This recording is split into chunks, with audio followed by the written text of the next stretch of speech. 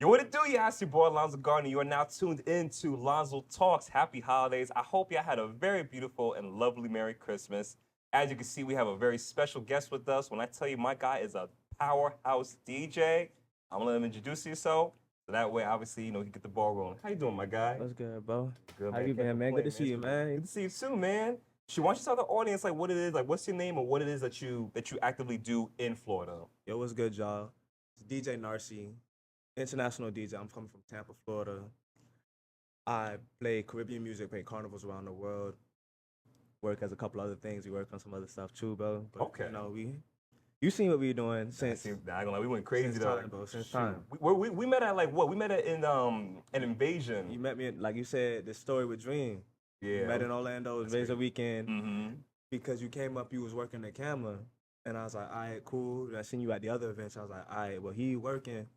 He cool. We gonna bring him around to some stuff because I seen that's it. a big fact. Yeah. And I was You like, know, we all right, definitely bet. went crazy though. I ain't gonna lie, like it was definitely a vibe because we met at Orlando Carnival, then we went to Toronto Carnival, then we went to Miami Carnival, and then pretty much we was working together on a couple projects. And in the summer of this past summer, we did Rhythm and Wine, and we did a couple of Tampa events as well in the Caribbean scene. And pretty much like I gotta ask you though, I gotta ask you. Okay, so talk to me about like okay, because you've been a DJ for how many years have you been a DJ? I've been DJing coming up on 7 years. 7 years? Yes. Okay. Okay. Wow. Yeah. Goodness. Okay. So you It's seasoned. It's been I we can say season, but I don't really believe it's season until you hit 10 years. 10 Because you years? hear people say, yeah, I've been DJing for 10 years. I've been DJing since I'm 13. They like 25, 26, 30 years old. I'm like, yo, dog, I am still figuring it out. What would you say has been your favorite DJing experience? My favorite DJing experience? Yes. The second time I went to Miami Carnival and DJ. Okay. Not the first. The Oh, first man. time, I lost my phone on the truck at the beginning of the route. May I ask how in the did you lose your phone in the freaking truck? Dog, it was bad. It was bad. So I got there. I was so excited. Like how you get. Oh, you know how You excited. get son get so excited. He's like a hamster. He gets real excited and feces. And it's like, yo, you gotta relax, bro. But nah, I was like mad excited. And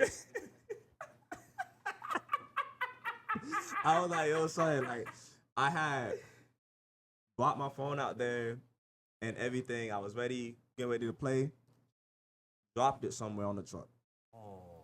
I was like, dang. I looked around. I was like, bro, I gotta fuck ask- my phone. I gotta ask, what I'm band at, was he I'm playing? at Miami Carnival. It was a Haitian band Bonzo say I think it is. I cannot remember. I can't say it correctly. Okay. It's been a while.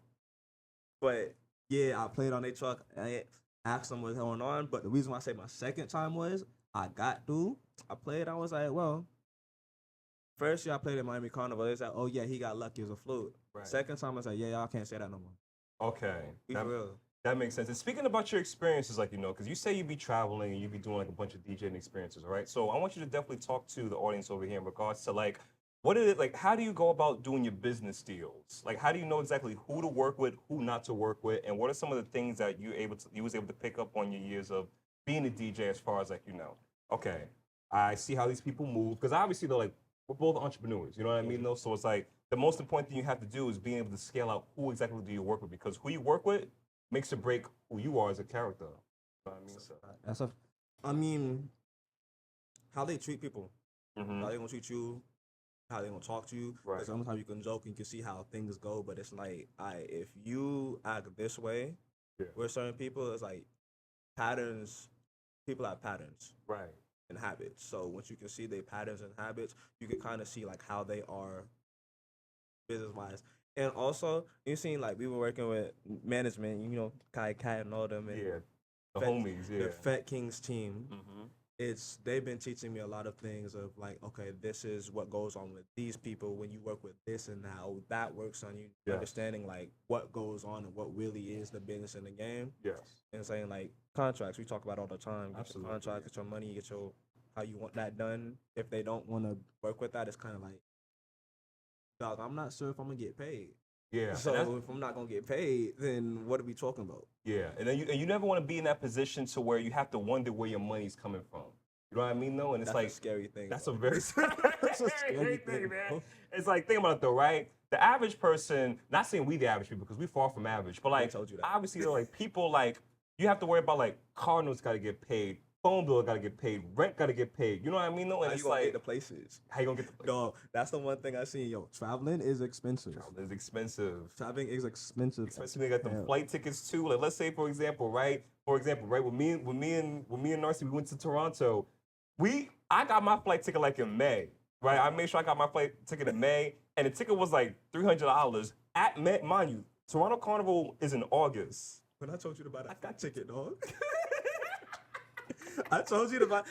We was at Whittemore, an event we throw in Tampa every Wednesdays in Ybor City. I told you because when I bought my flight ticket, I told you when I bought my flight ticket. I bought my ticket in the event. I was like, I bet it's about $250. Right. Bet boom, buy that. You stuck. You wanted to wait another week. I remember that. Like, why you want to wait? I was like, bro, this ain't gonna go up. It's just gonna keep going It's a up. holiday weekend, and especially when we go into stuff like that, carnivals and things like that. Right. Hotels are priced up a little, marked up a different price because people know that it's a hot period, a hot time. Like when you want to go to the Caribbean, anytime during any carnival, it's a hot peak season. Hot peak season. Money is flowing, and if money is flowing, they're gonna raise the price because supply and demand. Right. It has to go that way. That's a big fact, though. Now, how do you go about like, okay, when you obviously doing these deals and everything, right? Especially when you have to travel overseas, and you have to, say get like a rental car or get like a hotel that you're gonna need. Like that's things that you have to accommodate in your pricing as well too. Make friends. Make friends. Right. You make friends, and you are a good person to your friends. Mm-hmm. You probably won't have to worry about as much expenses. Right. Because if you make good friends with good people, they're gonna look out for you because you know you gonna do the same thing for them when they come into your city. Right. Please, if you gonna do that, it is not, oh yeah, let me find somebody to get over on. No. When they come in your city, treat them. Right. Treat them good. Because when you treat them good, they will love you forever because they won't think about, he owe me. Nah, because it's love. I love how you bring that up. I love how you bring that topic up though, especially when you travel overseas and everything, right? Because essentially when you're going into somebody's city, you're basically a walking brand. You're a walking billboard, These people don't know who you are. These people don't know you from a hole in the wall. And obviously the most important thing too is you want to make a good first impression. Especially if these are people that you want to get into business with. That's why I always say like whenever you guys like go overseas or like go to like anywhere new, always treat people accordingly. Always treat people nice, because one, you never know who you're talking to, and number two, obviously, like these are people that you want to build relationships with because they'll be able to take you places that you may never even seen. See, I met Narci back in May, right? I met Narci back in May, and we still tapped into this. Like, this is my brother right here. When I tell you we've done like when I tell you we've had so many experiences in the short amount of time we knew each other, right? Like, he knows when I get excited, like I'm like.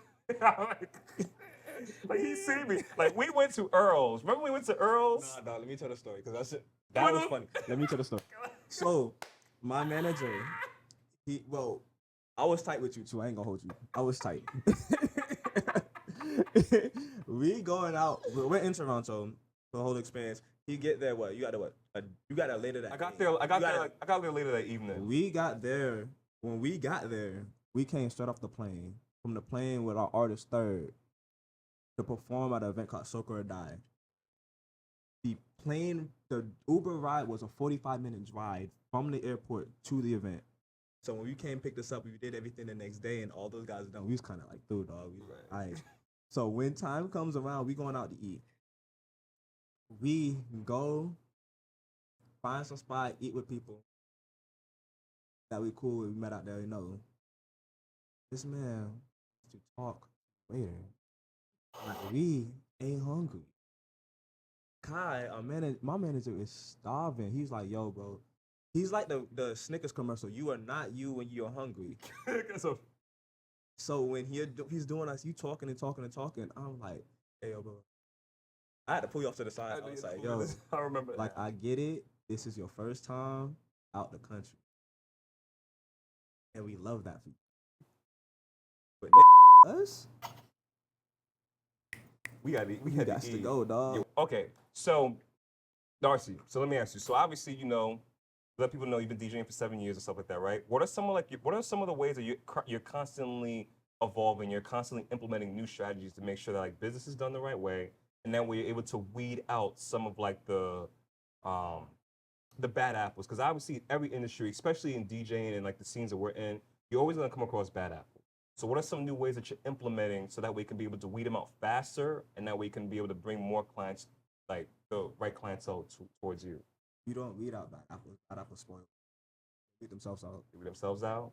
Mm. They will spoil. They will weed themselves out. You will get to a point to realize this person does not have my best interest at heart or a interest of mine in heart. Right. So once that comes into play, it's like, all right, cool. That's it. Now learning and developing as a DJ, it's paying attention to what's going on. The big names of what they do, what they don't do. Right. Kai told me something. We was in St. Thomas, Virgin Islands for St. Thomas Carnival. Right. He told me, he said, yo, like, you want to be these guys? Look at Overdose. Look at what he does. DJ Overdose from the Bahamas. He said, look what he does. Look how he presents himself on the socials and things like that. Okay. So, like, once you see what they do and you'll start to understand it. Like, I started seeing that. You see me in Orlando. Yeah. After the time we got the plane on the truck, I was no... I'm not dancing with nobody at first. I'm not really talking too many. Sitting off to the side. I'm trying to see. I gotta conserve my energy. Hot out here. Get some water. Like things like that. Right. So actually learn how to play the part and do your homework on the industry that you're working in. Because if you just doing whatever, you're gonna be ostracized. It's like, all right, this kid guy here, this girl here does not really fit the bill. Got you. And and I love how you said that though. Like, it's very important to do your homework on the people that you want to do business with. You know what I mean? Because there's a big difference between like when you research somebody, right? When you research, like, let's say for example, right? Let's say if you're working with a fashion designer, right? You don't want to go to the fashion designer saying, hey, like I want to, like for me, for example, like I want to take your photos, right? You don't want to go there because it kind of, in a sense, looks like you're looking for a handout. You know what I mean? And like people in our industries will kind of sense you if you're looking for a handout. Now, if you're established like a sock in water. Yeah, and it's like you never want to be that person that's looking for a handout. You want to be able to go there, do your job, give them like a good sample. Like even with me, like when I go play, even I did it with you. I did it with you too. I did it with Kai taught me that. Right. You heard the saying he gave us, right? What was the saying? What was the saying that he gave? In for a penny, out for a pound. Right. You working, you gonna show them you have value. Understand you have value. But my value comes with more to come. Don't give them too much Hollywood. Yeah, you never want to give people too much. You never want to give people too much, so because when you give people too much, guess what? They take them out. And just like I always tell people, if you do things for them the first time for free, that's appreciation. You know what I mean? Like you're giving them, you're almost in a sense you're having the other person beta test your product. After the second time, it's like, okay, cool. Like, this is another product you did for free. And if it's after the second or third time, if people are like not willing to like show you in the right direction, like show you in the way of like, okay, this is where your work is good. Now let me redirect you to somebody that could use your services. You know what I mean, though? And it's like, that's really important, though, especially in our industry, though, because let's keep it a buck. People take advantage of people like me and you. But, pause.